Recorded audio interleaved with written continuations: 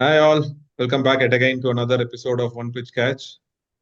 Today we are going to see the Super Four's review of all the Super Four games and uh, and how India and Pakistan are meeting in final. I mean, to be honest, Jaga, I am very surprised that India and Pakistan have never met in an Asia Cup final for 41 years. I had to go back and check a lot of stats when I heard that first time and realized it's the first time, obviously, when TV and commentators say that's something. And in fact, apart from that, we also found out that India and Pakistan are going to meet this Sunday for the third time in this Asia Cup, Yeah, and this is probably the first time that India and Pakistan are playing three times in a tournament involving five or more teams. So okay, that is okay. also something that Yeah. I found out. So that's interesting. So are you? I mean, did you also think that India and Pakistan meeting would be first time this time, Jaga? No, that was pretty interesting to hear. I mean, in 40 years, it's the first time it's happening.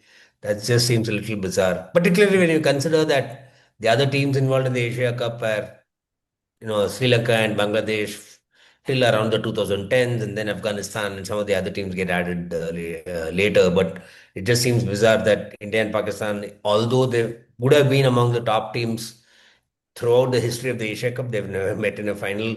I'm sure there were probably instances where that either there was a quality of cricket that came into the factor. Sometimes I think the tournament has also been skipped by India or Pakistan in some occasions that may have also come into the picture. But yeah, it's certainly interesting. It's a dream for the broadcaster, whether it's your set-top box, I mean, or the right, basically any broadcast rights owner is completely elated to this. This is a dream scenario that they had thought of, and it's going to come true. Three India-Pakistan games.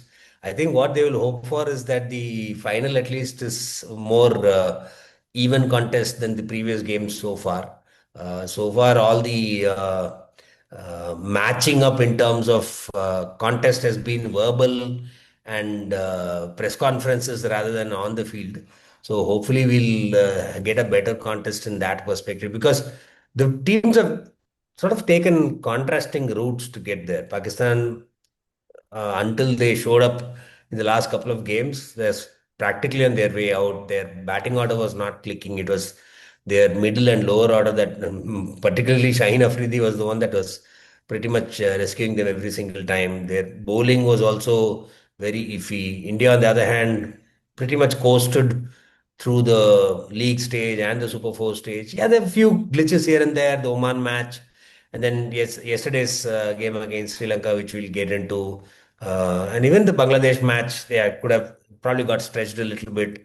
But in that sense, I think Pakistan has more worries right now because their batting is definitely a problem. They probably have not sorted out how to play India's spinners. Let's see. I mean, unless the batting somebody really clicks, it's going to be tough for them. I think India probably have lesser worries right now because most of the batsmen and the bowlers have got some level of exposure. But I kind of feel that some of the decisions like seem bizarre, like Surya Kumar not even batting in one match, then sending out Shivam Dube out at number three. Was it against Bangladesh? Yeah, but I think the it almost seems like they are pushing themselves in these situations and hoping that somebody comes through. So in that sense, what do you think? Are those experiments, did they really work? Yeah, Jaga, you're right. I think some of the experiments are deliberately they are pushing themselves. They are digging a hole and pushing themselves inside. I feel, and just to see how they are coming out of it successfully. I think because otherwise Surya Kumar not batting and Samson not batting in the Yeah. Bangladesh game, Axar coming ahead of him. I mean, Axar has been batting very well off late, but still Axar coming ahead of Samson doesn't make sense. And also Shivam Dube at number three is I don't think it's a necessary experiment at all because unless you want to see I want to push myself to a corner and then see how the others Yeah, yeah. cope us out of it because Shivam Dube is never going to be batting in that situation. His role is always to bat 15, 20 balls and score Yeah, 30 to 40 runs if possible. So that is his role. He's never going to, I don't think, I mean, because maybe one day he could be 20 for 4 and Shim Dube batting at in the fifth or sixth over is a very far-fetched thing, I think, because with the way the batting order looks like in terms of correct. the Yes. in the personal, I think they've been deliberately seeing how can we come out of very bad situations is what I feel. On the other hand, like Pakistan have been really struggling with their batting. Like you said, Shaheen Afridi is the one who has helped them post respectable scores and also on the top order pick couple of wickets. I mean, of course, not in the Yeah. India game. In the other games, he's picked a couple of wickets and helped them. So that is Pakistan's top order batting should definitely be a worry, and they should see. I mean, obviously, be Pakistan being Pakistan, you never know. Somebody might turn up and score a big 80 or 90 on tomorrow. Let us see that is something that. But overall, India. I mean, of course, these experiments, batting orders, bowling selections, and all those things aside, one thing that should worry India the most is their fielding and catching, Jaga. Oh, yeah. Oh, It's fielding pathetic. and I think I don't think India has dropped. I think they've dropped 12 plus catches or something Yeah. like that in a short tournament. It's not even. Yeah. It's just you hardly play 6 7 games and you've lost Correct. the Yeah. 12 plus catches in a tournament is unacceptable at this level. I feel. I mean, they say the Dubai, the Ring of Fire, the way lights are set up, all those things, but still the number of catches that go down at this level But is are the worrying. other teams also dropping that many catches? Yeah, That the also other comes into teams the have picture, also right? dropped, yes, but Ah, given the might of India, the number of the I think probably India yeah. is at the top of the table in terms of the drop catches. Other Mm. teams also have dropped. In fact, even when IPL happened in this ground, there were a lot of Okay. catches that went down in Dubai, especially. I Okay. remember that, but still, no. I mean, it's not a new ground that they are playing. They've been playing for years Yeah, now that's there. true. Yeah. So they should. I think there should be a way to fix that. So that is something that. They will be very worried about the fielding coach and Gautam Gambhir. I mean, even the ground fielding yesterday, the Sri Lanka game. I mean, Yeah. a couple of 2 3 times singles became twos, and in fact, once a couple became three also. In fact, Right. with Arshdeep, so all those things could have been avoided. And though we say that India are pushing themselves into a corner, yesterday's game, Sri Lanka really challenged India. After Correct. being Yeah, completely definitely. out, it was being called a dead rubber. It was probably the most interesting game so far in this tournament Definitely. uh, because the way Nisanka and Kushal Pereira batted, Mm. especially Nisanka, it was India didn't seem to have any answers.